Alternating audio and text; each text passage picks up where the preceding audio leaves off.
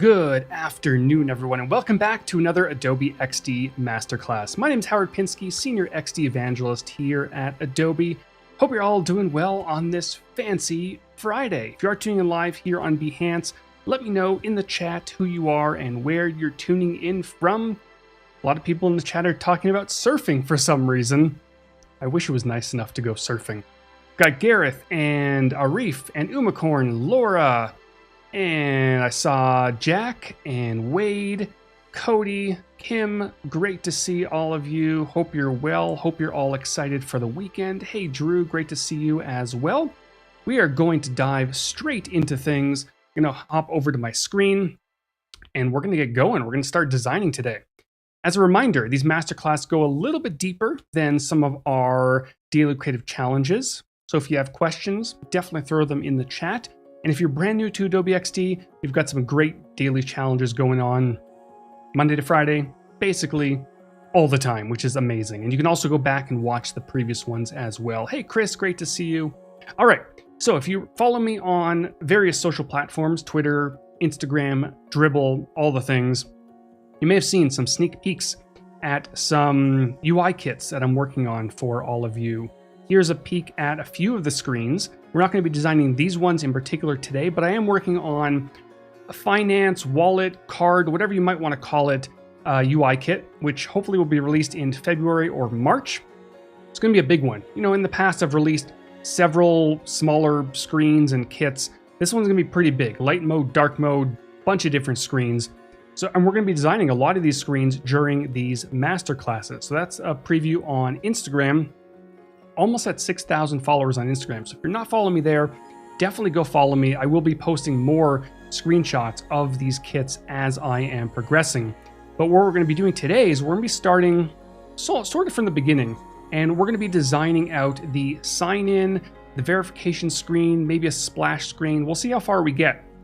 But we're going to be using all sorts of typefaces. We're going to be using buttons and components, and we're going to be wiring things up. It's going to be a pretty good time. And of course, if anyone has suggestions for a kit like this, again, finance, wallet, cards, that sort of thing, definitely throw them in the chat. I will be taking a look from time to time. All right, Adobe XD. So because this kit in particular is focused on mobile design, what we'll want to do is, hey, Ibato from Nigeria, great to see you. And who else? Chris from Colorado, awesome. All right, so because we're focused on mobile design, we're going to stick with the mobile presets. And as of the latest update, I believe, we did add in the iPhone 13 presets, which are about the same as the iPhone 12 Pro Max. Dimensions are always changing. So, you know, we're going to go for iPhone 13. Boop. We're going to go nice and big, and we are going to get started. Now, like I mentioned, this kit eventually is going to ship with a light and dark mode for all the different screens. It's going to be a lot of work, but it's going to be a lot of fun, and it's going to be great to see all of you put it to use. But for this stream in particular, we're going to start with the dark mode. So I do have my artboard selected, and I'm going to name this. Let's start with the sign-in screen today. And I want to start and darken this artboard. So I have the artboard selected. Over to the right in the Properties Inspector, I'm going to change the appearance. Now, of course, I could go and just, you know, add a very subtle color like this. Typically, I don't like going pure black. You certainly can, and that's great for OLED displays, but I like bumping up the color just a little bit and then adding in maybe a touch of blue as well. Jonathan from AZ, Arizona, I believe. Always terrible with state acronyms, but I think that's Vote Pinsky for President. I don't recommend that. But I guess I don't know. These days, you never know. Anyone could be president. All right, so we've got a little bit of color in there, but I might also want to introduce a little bit of maybe a gradient. So I'm going to go ahead and switch it over to a linear gradient, and the top color will keep with that, you know, dark blue. The bottom color, we're going to go a little bit darker, somewhere right about there. So it's not too far off, right? But it's very subtle. We don't want to go too crazy. Something like this, we probably don't want to do. It makes it very difficult to add content on top of it. Plus, it's a little bit of an eyesore. So, you know, somewhere right about there, if you take a look, we've got a little bit of a highlight at the top, and it kind of progresses down to a darker color. I would even argue that the color at the top is still a little bit too light. I'll just drop it just a touch, just like that. Very subtle, right? All right, now on top of this, what I might want, and this is completely optional, is maybe a little bit of a pattern. I've been big into patterns lately, especially if you take a look at my, here, dribble. A lot of patterns in the background, right? Pattern, patterns. I think patterns are really nice. They just bring things to life. Subtly though, right? You don't want to go too crazy with your patterns. Alexander saying, dude, you are the best, the absolute best. I appreciate it. I really do. I really appreciate it, but just don't vote for me for president. At least not yet. First of all, I'm not old enough. 1 year away. Second of all, I'm Canadian, so you have to break a few rules here and there. Don't want to do that. President of United Component States of... That's a mouthful, Gareth, but I like that. I like that pun.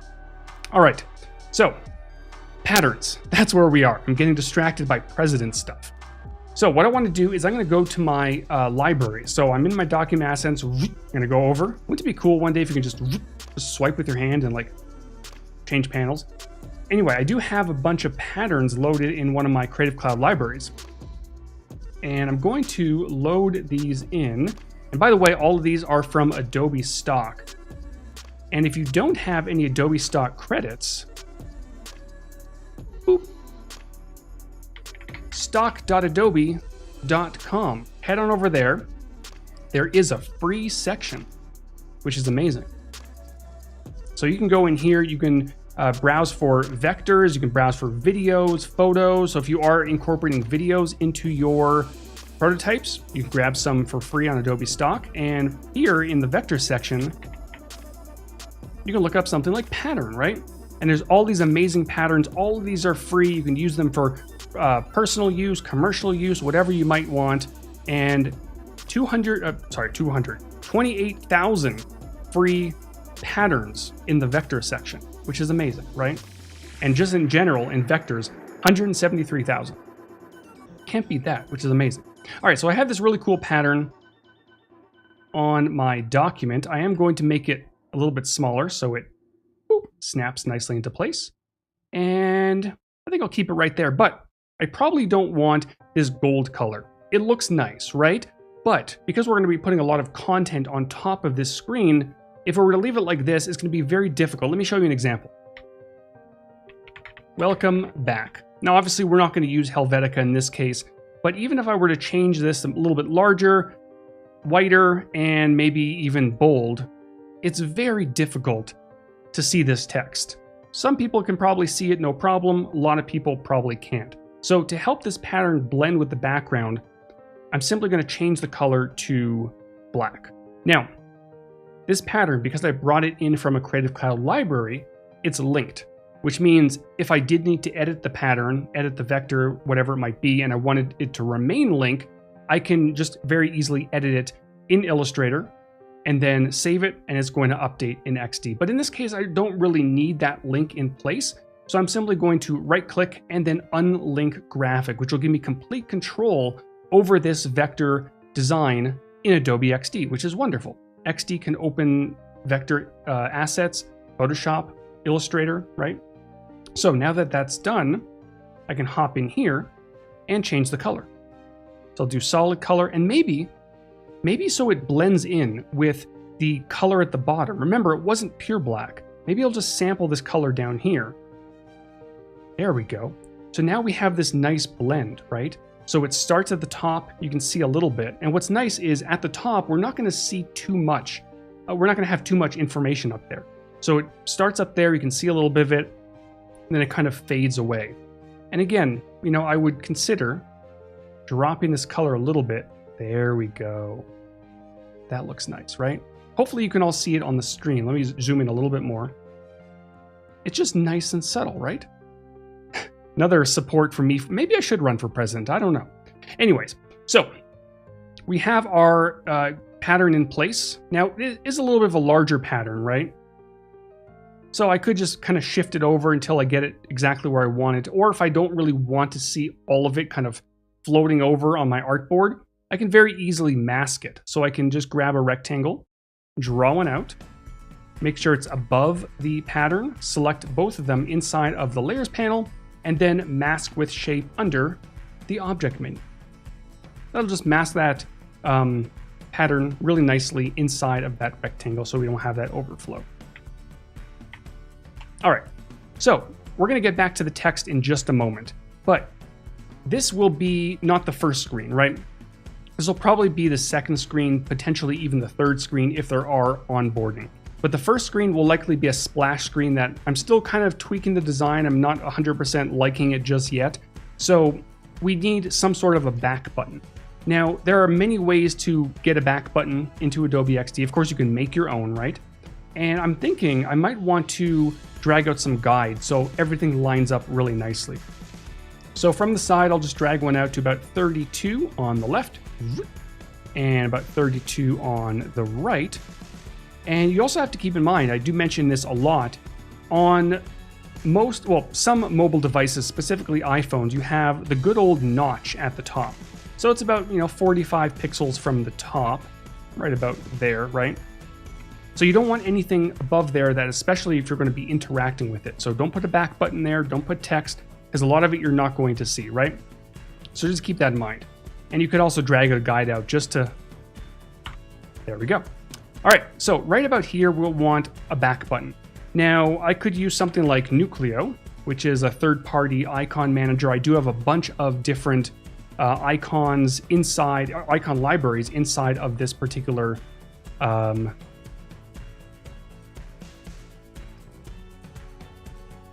there we go.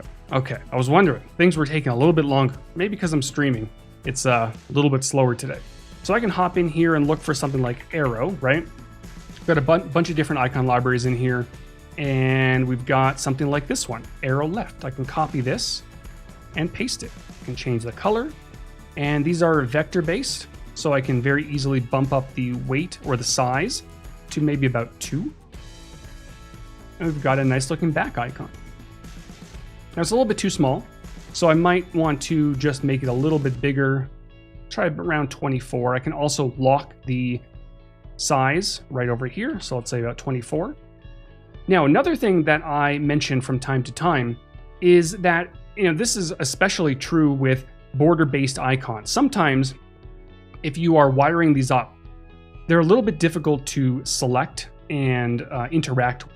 And if you're testing your devices or your screens on mobile devices like an iPhone, it can be sometimes a little bit difficult to interact with. So what you'll want to do is simply just dive into this group and grab a rectangle, draw out a square somewhere between 40 to 45 pixels. Every device is going to have different guidelines, but somewhere around 40 to 45 should do. And just make sure that it's behind, and you can also grab the opacity and drag it down to 0.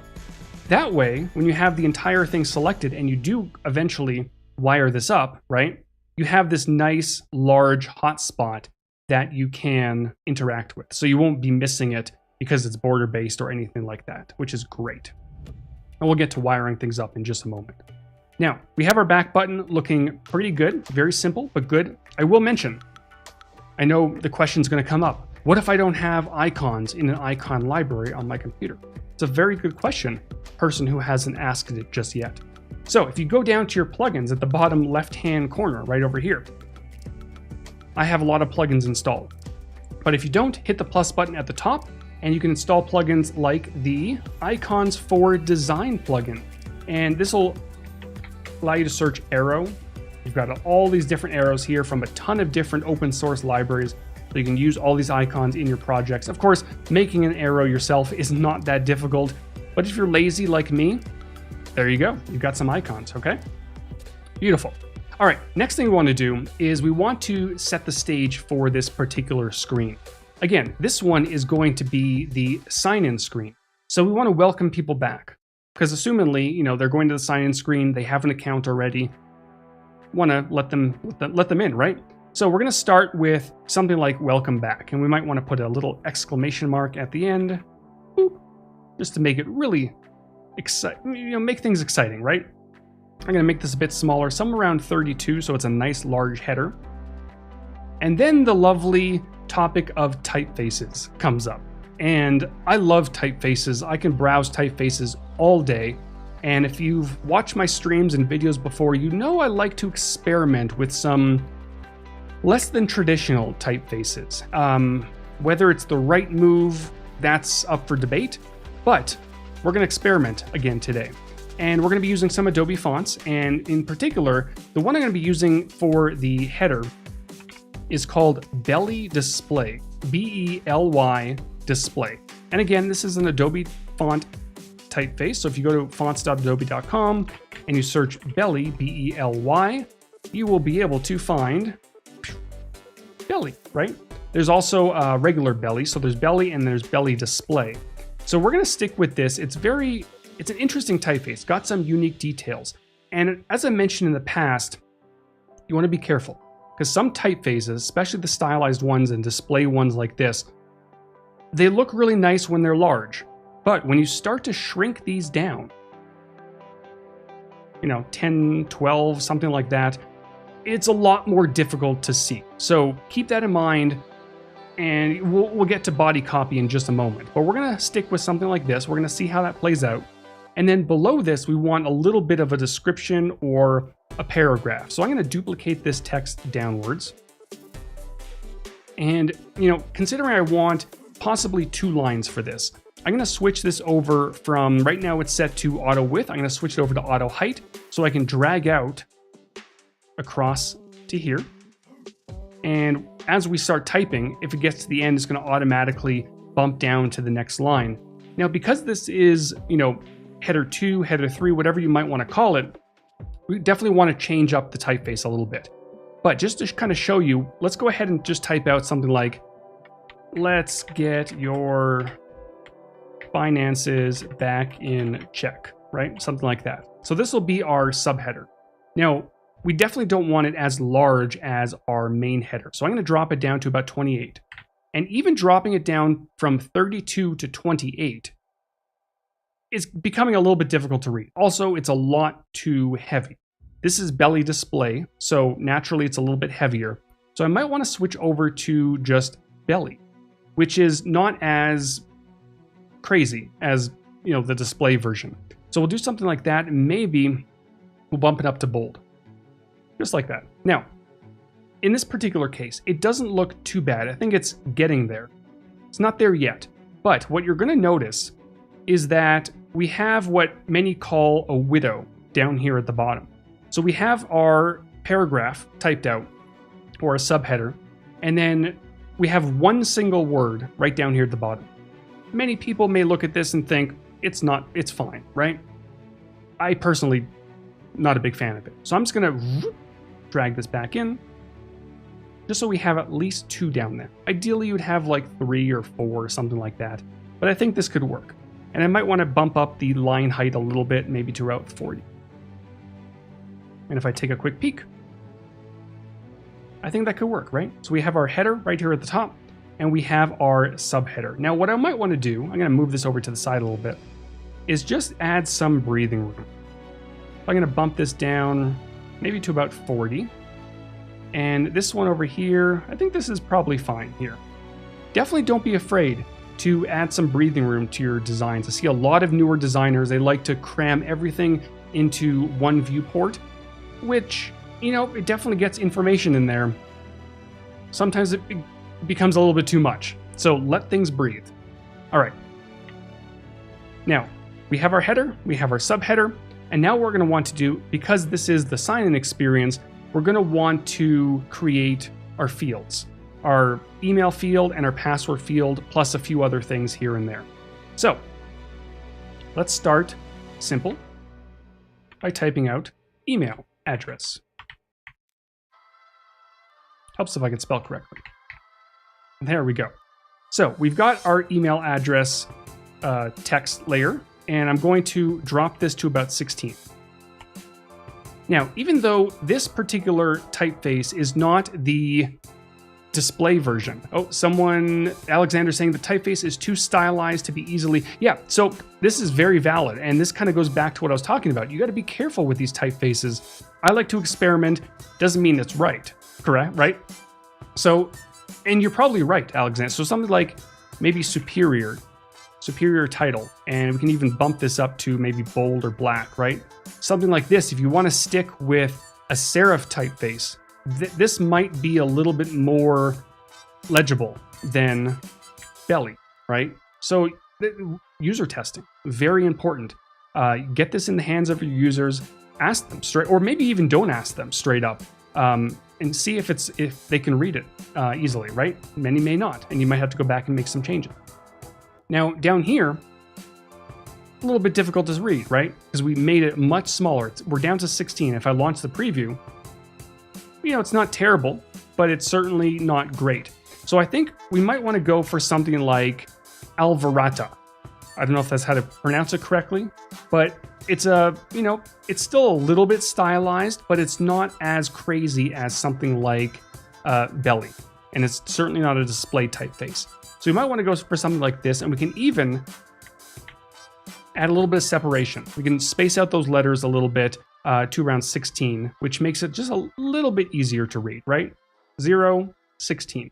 Very subtle, but it could work. And again, if I launch the preview, that looks pretty good. So we have email address. We might not need bold because this is a text field. We can go down to something like regular might be a little bit too thin. So something like medium could work, right? That could work. Alexander saying, welcome. For the word like welcome, you might be able to get away with it. It's really about how, I completely agree. Again, be careful. If you have nice large text, display typefaces could work.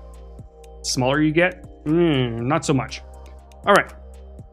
So we have email address, right?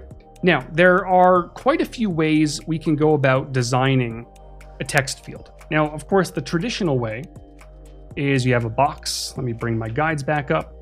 You have a box like this, and you have your text over top of it, right? And you have a text field. And it's not bad, right? It'll do. Now, of course, in this case, because this is a darker design, we'd probably have to tweak the text field a little bit so it's not too blaring in your face. But what I think could be interesting, another way we can design a text field is just a line underneath it. And most people would know what that means. Again, user testing is very important. So I'm going to grab the line tool, shortcut key L, and draw a line out, just like that, right? And in terms of the styling, we want to make it bold or thick, but not too thick that it's like in people's faces. So we don't want to do something like this. It's a bit crazy. So something like maybe 2. They're still talking about the presidency. It's amazing.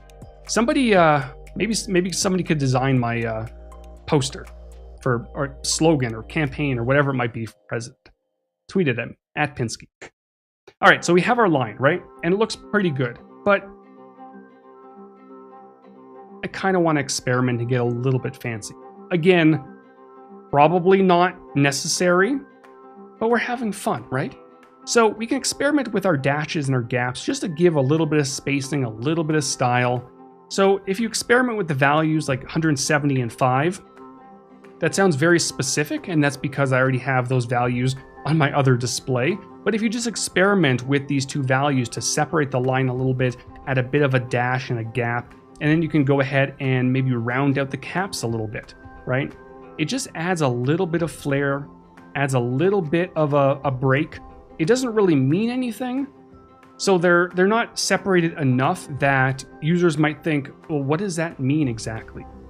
Just a little bit of style. Again, test with your users, see if they get confused by things like this. It's very possible they do. But I think it could be okay, right? I'll add a little bit of spacing. There we go. So we have our email address field. Now, what we might also want to do at this point, knowing that we're going to have several fields, not just on this sign-in screen, but we're also going to have several fields on our sign-up experience, and possibly even several fields throughout the application as a whole, right? we might want to turn this into a component. It seems very simple. It's a text layer and it's a line, right? A broken line too. But when you get to the point where you have dozens, if not hundreds of text fields like this throughout your project, and then you decide you want to tweak the typeface, make it bold or make it whatever, and you don't want it to affect other typefaces that are similar, you're going to want a component. So what we're going to do is I'm going to select the text layer and also the line below it, these two. And then we're going to create a component. You can create a component inside of your properties inspector over to the right. You can also create a component in your document assets, which is right back over here. You can press that plus button over here or there, or you can press Command or Control K. So there's our component. I'm going to go ahead and name this text field. Beautiful.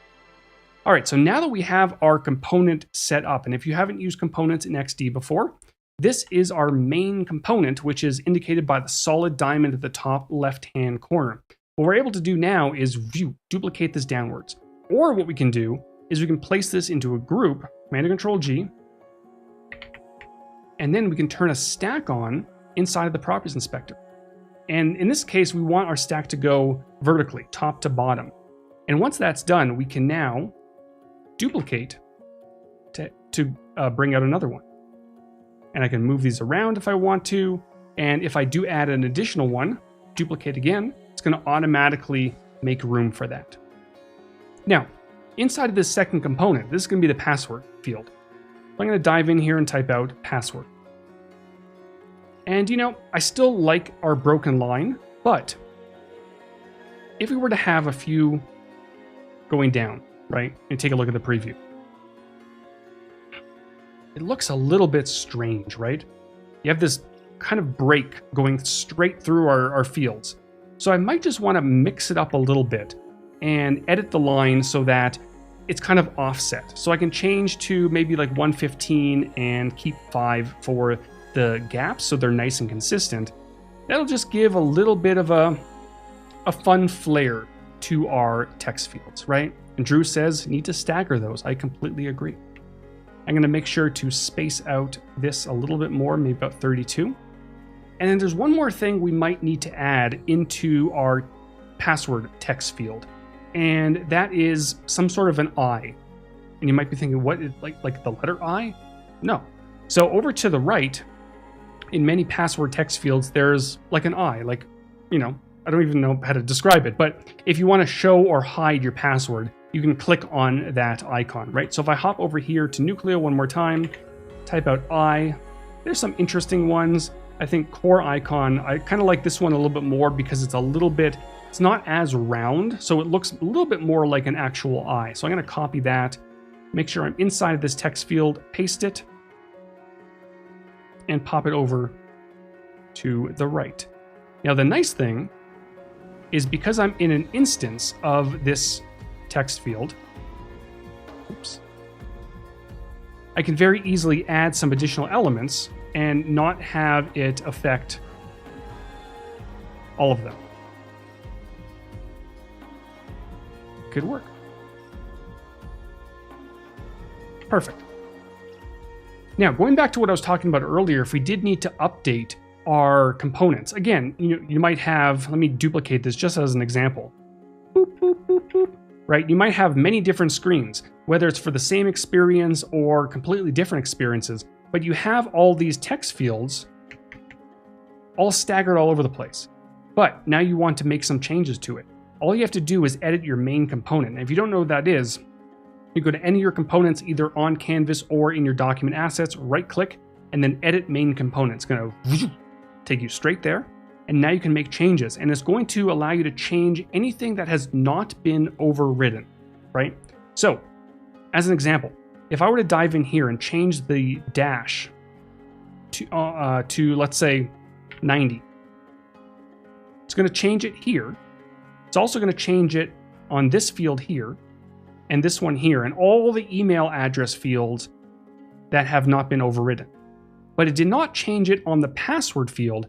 And that's because we manually went in there earlier and changed the dash from, I think it was 170 to 130, or what was it? 115. That's what it was.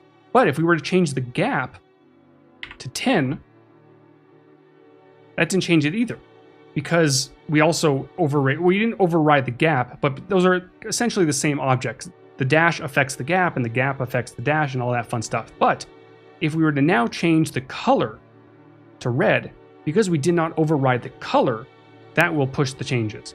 Same thing with typefaces, right? So if we want to go for something like Comic Sans, which I don't recommend, but you can certainly do that, it's going to push those changes to not just these ones, but all of them, right?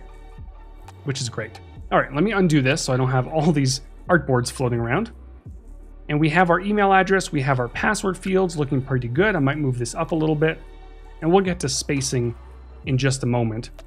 But right below our email address and password field, we may want 2 extra objects. Maybe an option to keep me signed in, and then maybe an option if you forgot your password, for example, right?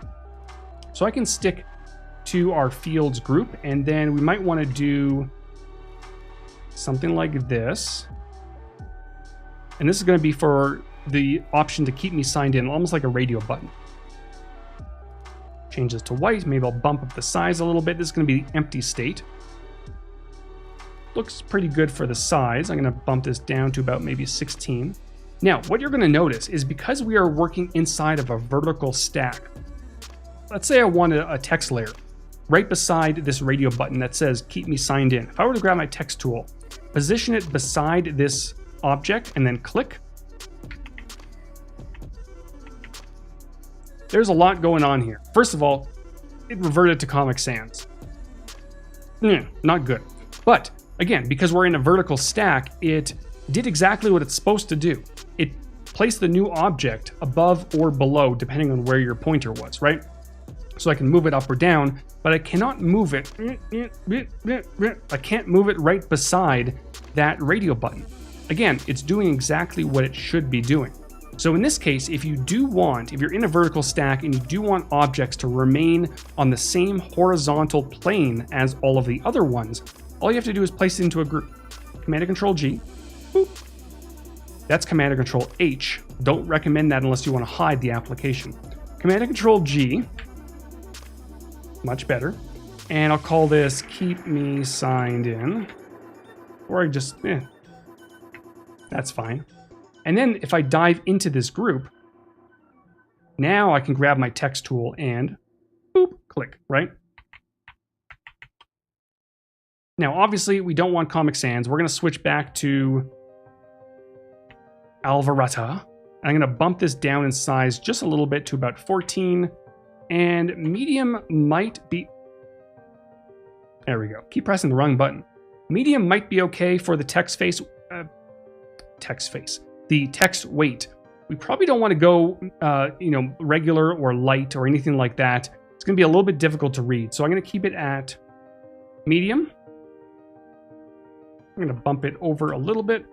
And there we go. And then finally, over to the right, we want one more text layer and something like forgot password. Now, for this particular text layer, because this is in essence a link, you want to click on this to go somewhere else and perform an action, we might just want to underline it so that users know exactly what this is. This is a link, so that we can very easily, so that the users easily know what they have to do. So we'll keep it at that. And then, maybe reduce the weight a little bit, but I think we're pretty good at medium. Cornell is saying I'd add a fingerprint scanner instead of text. Yes. So I do agree with that. And that's on my list for things to get to, like Face ID, fingerprint, that sort of thing. So I will get to that, and maybe we'll cover that in a future masterclass. Now, before we move on, this is looking pretty good, although I would consider bumping this down a little bit. Just a touch. Maybe I'll space this out a little bit. Possibly. We'll see. Once we add in all of our content, it'll be a little bit easier to really see how things are spaced out. But actually, we're going to get back to this in a second. In a moment, we're going to wire this radio button up so that it's actually clickable, so we can actually toggle back and forth. But the last thing I want to do in this particular section is add the actual button to sign in. So what we're going to do is we're going to grab the rectangle.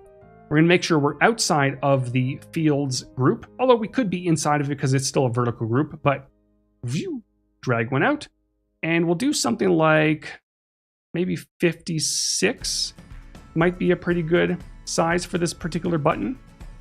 Shift it down a little bit.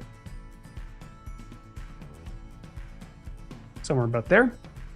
And then there are a few different ways we can go about this, right? We can keep it white and then have maybe black text, or we can introduce a little bit of color, because for the most part, this entire screen is going to be black and white. And it might be kind of nice to add in maybe a highlight color that we're going to be using for this project. And in this case, we're going to be using sort of this like bluish purple, which is like it's like a blurple, many people call it. It's a strange word, blurple. But we're going to run with that. And then I'm going to round out the corners a little bit, somewhere around 8. Now, there's lots of different ways you can round out the corners. You can keep them straight. You can round out the corners completely, which is, not a terrible look, right? But I'm just going to bring them back to about 8. It's a nice, elegant look. Now, I think I might want to tweak the color just a little bit.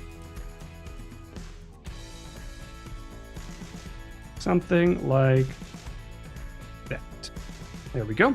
And then on top of this, we want our text layer to let users know what exactly this button does. So, sign in.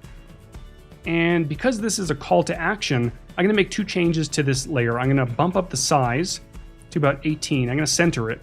And then I'm going to bump up the weight just a little bit to either semi-bold or bold.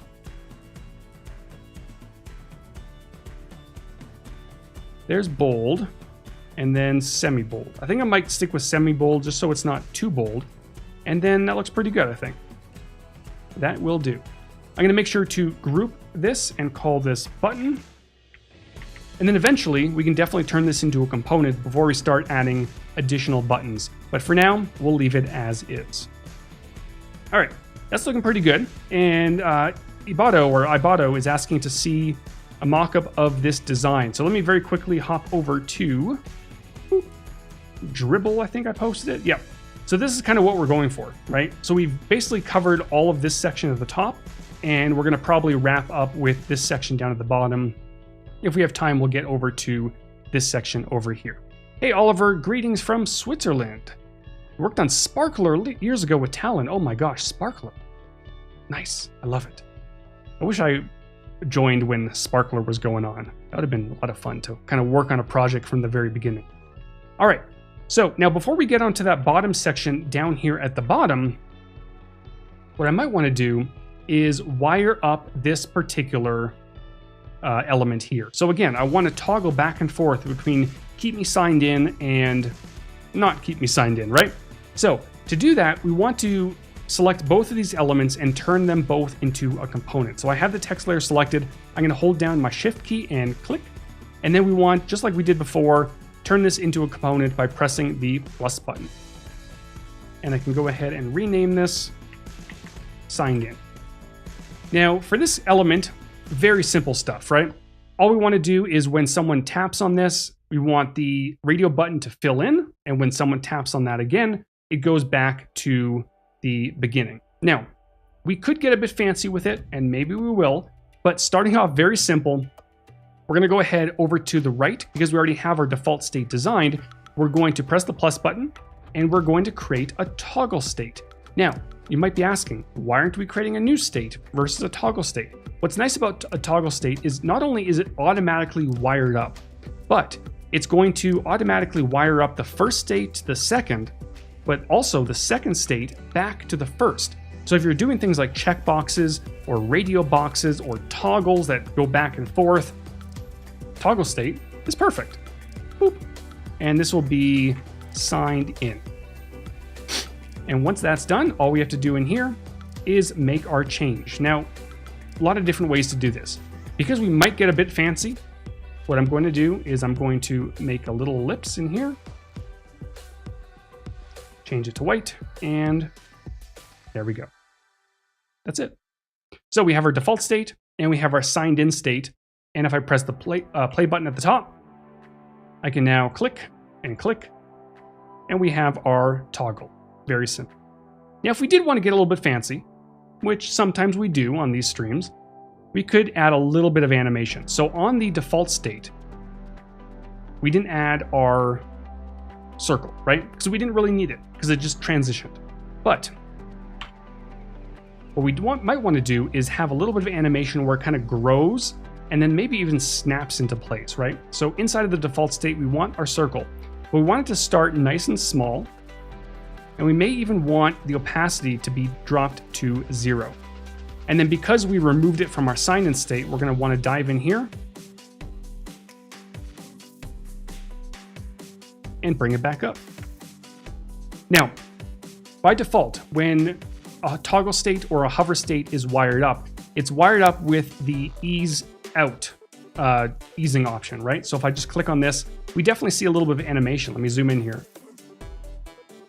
It looks kind of fun, but we might want to add a bit of a snap to the end of it. So that's where you can go into prototype mode and make some changes.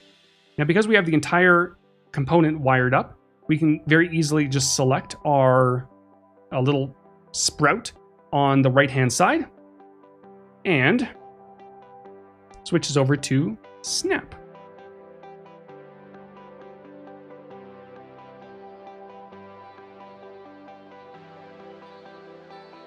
I don't know. Is it fine? Sure, right? It's so small you probably don't even notice the difference when you are zoomed out. But it works, right? And I know it's there, and it makes me happy. So we're gonna run with it, right? One more time. Whoop, whoop. You can also add sound effects. I don't have any of those sound effects right now, but you can definitely do that at some point in the future. All right.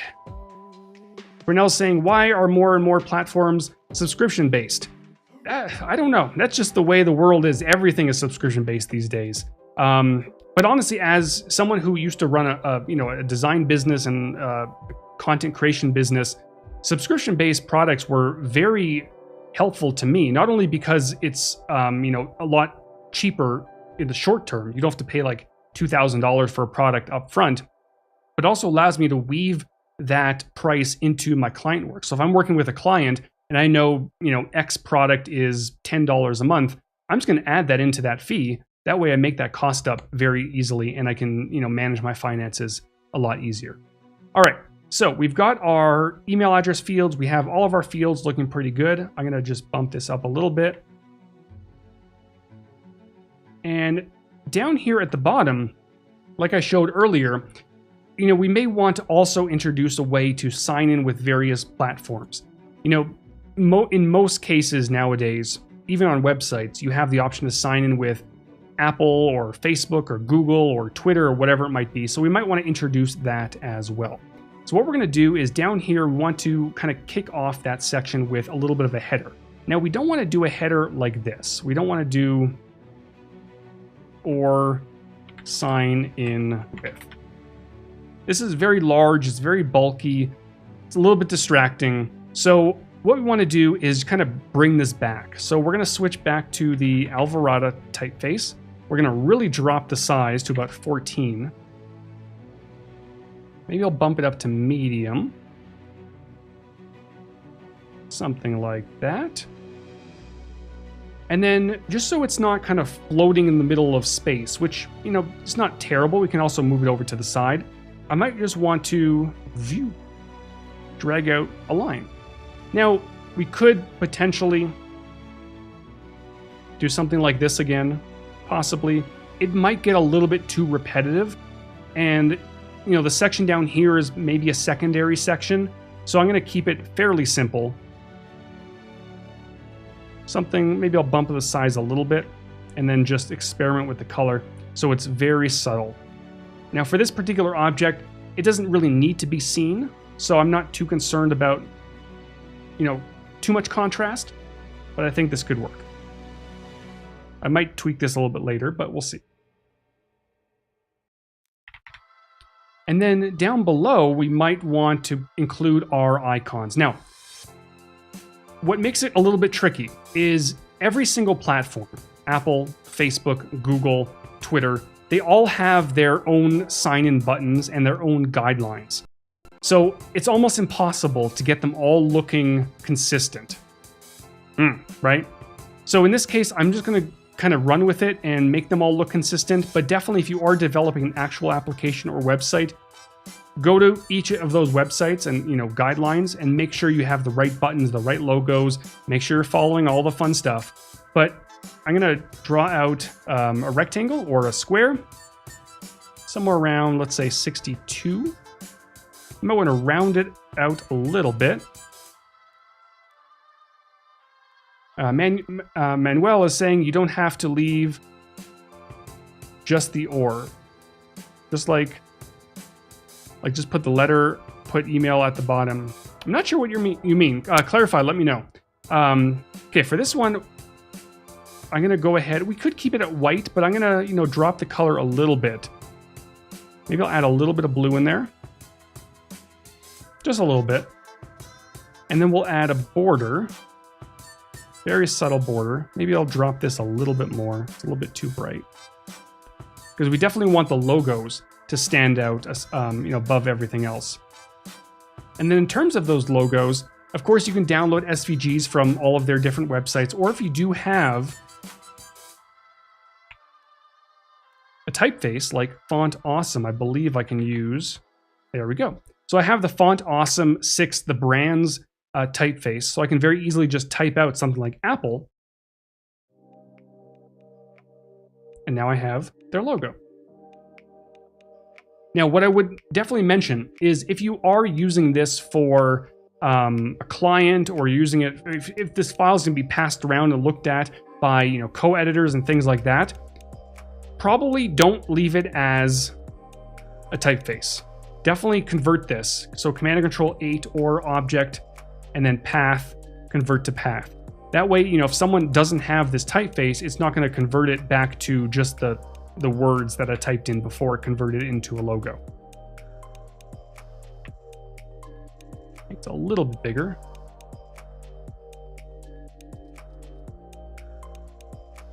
That could do. I'm going to group this. This will be called Apple. I can place this into a larger group and call this, social. And I'm going to turn a stack on just like we did earlier with our text fields, but this time I want the stack to go horizontally. So I can dive in here and duplicate and have my next platform. And this will be, let's say, Facebook. And then we might want to do Google. And then finally one more, and this one might be Twitter.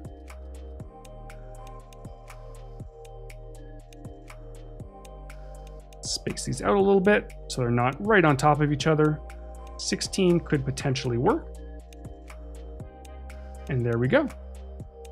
Now some of them are a little bit, depending on the actual logo itself, we might just want to visually center some of these. I think Facebook 2 needs a bit of visual centering. And I'm going to just dive in here and make sure that I convert these before I forget. So Command and Control 8 just to convert all of them into paths. And now we're good to go. We're now saying, what an awesome font. I see what you did there, Cornell. I see what you did there. All right, so we have this looking pretty good. We're going to make sure that the spacing is relatively even. And then the final thing we want to do, even though we have a back button to go to our splash screen, which will allow you to sign up. Some people might get to this screen and they just want a very quick way to sign up. So right at the bottom, I might want to type out something like, let's switch this typeface back over to something like this. And by the way, if anyone's wondering what I was just doing there, I went to this typeface here, I copied it to my clipboard, I went over here and then Command and Control, Command and Control, Alt Option, and then V. Or you can right click and then just paste appearance, which will take the typeface of the layer that I copied and apply it to this typeface.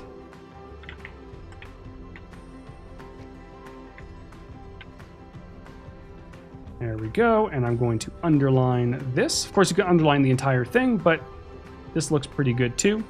And then on the same topic as the lovely notch at the top of our iPhone devices, we also have at the bottom the home indicator, which is something like this. It's about here, and it's a lot closer to the bottom than the notch is from the top, but it's about here. So definitely don't have anything like right down here at the bottom. Give it a little bit of breathing room. Something like that looks pretty good. All right, it's getting there. Looks pretty good. Looks fairly consistent. I would definitely experiment and let things breathe a little bit, because we still have some room at the bottom that we can place some, move things down a touch and let things breathe. But what I might want to do very quickly, because we do have about 5 minutes, we'll see how much we can get done, is after you sign in, if you do have two-factor authentication enabled, we might want to design that screen. How do you duplicate objects? Yeah, so you can either Command and Control D, or you can hold down Alt or Option and drag, or if you have them inside of a stack like this, if you do Command and Control D, it'll automatically pop them over to the side. All right, so here, we definitely want to keep things consistent with the back button, the header, and the subheader, but some of this information down here we probably don't need. We don't need this, and we don't need this, or this, because this down here is going to be reserved for the keyboard. But up top, let's change this one more thing, and we'll do something like we've sent a 6-digit code to your device. There we go. And then, for the actual section where you actually put in the codes, right? We could continue with the broken lines, possibly, or we can go ahead and actually create boxes like this. Now, we want 6 of them going across, right? So I'm going to just drag this all the way across. I'm going to divide this by 6. And then just maybe, so we're at 60, maybe I'll bump it down to maybe 56, just to give a little bit of breathing room. So if I did have it in a stack, or even a repeat grid, right?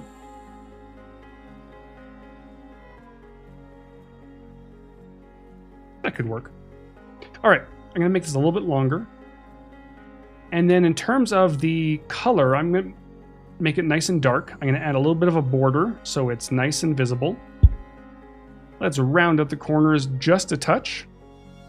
Let's try 8. I'm not sure, maybe we might drop it down a little bit, but we can also introduce a little bit of that, broken line style that we have going on for these particular objects, right? So we can keep the size at 1, but maybe let's try 170 and 5 again, just so we have a little bit of a broken line right down here at the bottom. Now, you might be asking, why did you apply a fill? Why can't you just apply a border? The short of the story is, because we have a little bit of a pattern in the background, this will just allow that object to stand out on its own. If I turn the fill off, it's not bad, but it just looks kind of like a floating border. And depending on the pattern, depending on the text and all that stuff, might be a little bit difficult to see. So I just kept that on like that. And now I can, let's say, place this into a group. I'll call this code stack 1, 2, 3, 4, 5, 6. Bring this in. Almost lines up. Good enough. And then, just like the text fields over to the left, I might just want to, tweak the values of the dashes just a little bit, just so that they don't all look the same. And you can just dive in here and kind of move this around a little bit, like that.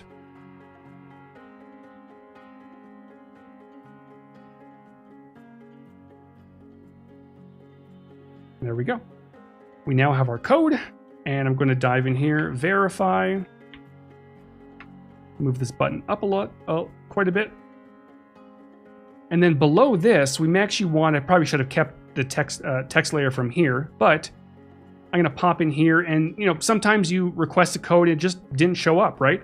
So I'm going to type out something like didn't receive your code. And then maybe we'll do a separate one. Resend it. And then underline that. Perfect. And then maybe next week I will show you all how to use something like the Apple UI kit, or even design one on your own to, bring in a keyboard down at the bottom so that you could have your numbers showing up and ignore the letters and all that fun stuff. But that is going to wrap it up for today. Tackled the sign-in screen, tackled most of the verification screen. Next week, we are going to probably finish up the screen very quickly, and then we'll start tackling some of the other screens like our contacts, our payment screens, transactions, so on and so forth. It's going to be a big project, but it's going to be a lot of fun. And then eventually, all of you will have access to this kit. So big thank you to everyone who has tuned in. Kyle T. Webster's coming up in just a few moments, and I will see you all next week. Thanks, everyone.